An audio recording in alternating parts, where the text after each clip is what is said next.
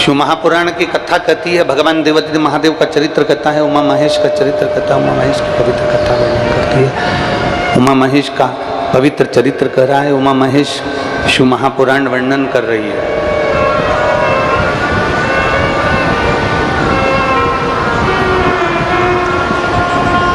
कभी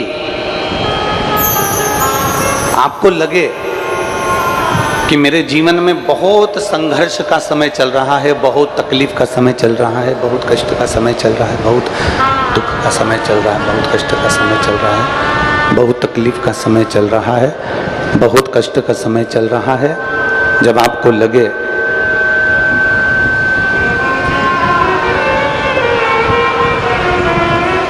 जब आपको महसूस होने लगे कि बहुत कष्ट का समय है, बहुत तकलीफ का समय है, बहुत कष्टप्रद समय चल रहा है, शिव महापुराण की कथा कहती है 2 बेलपत्र,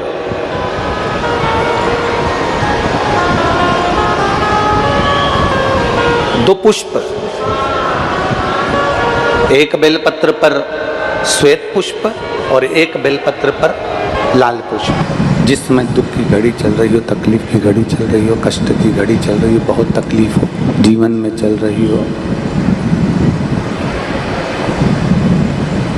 बहुत तकलीफ जब जिंदगी में चल रही हो, उस समय पर 2 बेलपत्र और 2 पुष्प,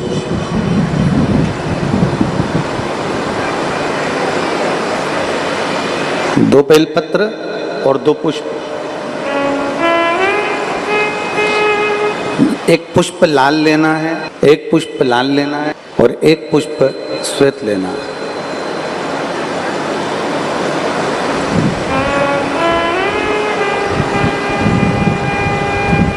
जो लाल पुष्प वाला बेलपत्र है उसको अशोक सुंदरी वाली जगह पर समर्पित करना।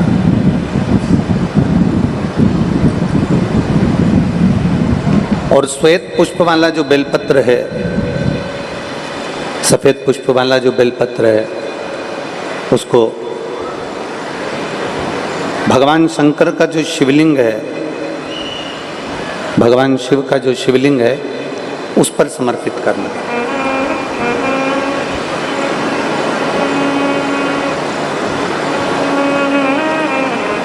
एक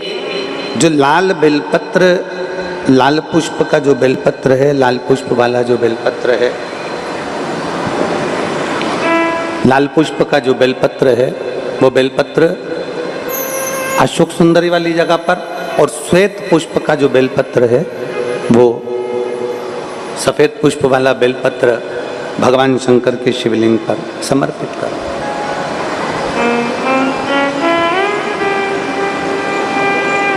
अपने दिल की कामना अपने मन से बाबा से प्रार्थना करो, अपने हृदय से भगवान शिव को कहो और दिल से देवादिदेव महादेव को कह कर आओ, दिल से, हृदय से।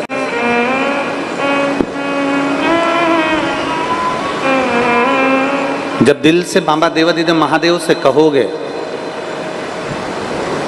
हृदय से भगवान शंकर से प्रार्थना करोगे, तो देवादिदेव महादेव सुनेंगे जरूर। शिव महापुराण की कथा कहती है कि विषम परिस्थिति में, तकलीफ की घड़ी में, विषम परिस्थिति में, तकलीफ की घड़ी में, कष्ट की घड़ी में, विषम परिस्थिति में प्रयास करो कि हम शंकर और पार्वती, शिव और पार्वती को पुकारें। विषम परिस्थिति हम भगवान शंकर और पार्वती जी का स्मरण करें। विषम परिस्थिति में हम देवादिदेव महादेव और माता पार्वती का स्मरण करें। कई लोग कहते हैं कि गुरुजी हम शिव जी को जल चढ़ाते हैं और देवादिदेव महादेव को जल चढ़ाते हैं, तो क्या पार्वती जी को भी जल चढ़ाने जाना पड़ेगा? पार्वती जी को भी जल चढ़ाने के लिए जाना है। शिव महापुराण की कथा कहती है, आप अगर हृदय रखकर जड़ ध्यान देंगे, जैसे ये शिवलिंग है, ये जलाधारी है। और अगर आप हृदय रखकर जब हम देवादिदेव महादेव को जल चढ़ाते हैं, शंकर जी को जल चढ़ाते हैं, और वहीं जल चढ़ाते चढ़ाते आप अशोक सुंदरी वाली जगह अर्थात माता पार्वती जी का हस्तकमल और अशोक सुंदरी वाली जगह पर भी अपने जल को थोड़ी सी धार लगा देते हैं तो शंकर और पार्वती दोनों को ही वो जल समर्पित हो जाता है। वैसे तो शिव महापुराण की कथा ये कहती है कि केवल एक देवादिदेव महादेव को जल चढ़ा देने से, शिव महापुराण की कथा कहती है केवल एक देवादिदेव महादेव को जल समर्पित कर देने से 33 कोटि देवता, चाहे फिर उसमें गणेश जी हों, कार्तिकेय जी हों, जगदम्बा अम्बा हो, चाहे नवग्रह देवता हों, चाहे पंचलोकपाल हों, षोडश मातृका हों, 64 योगनियाँ हों, सारे देवी देवता उस शंकर भगवान के शिवलिंग में विराजमान हैं। तो शिव महापुराण की कथा कहती है जब हम एक लोटा जल, जैसे हमने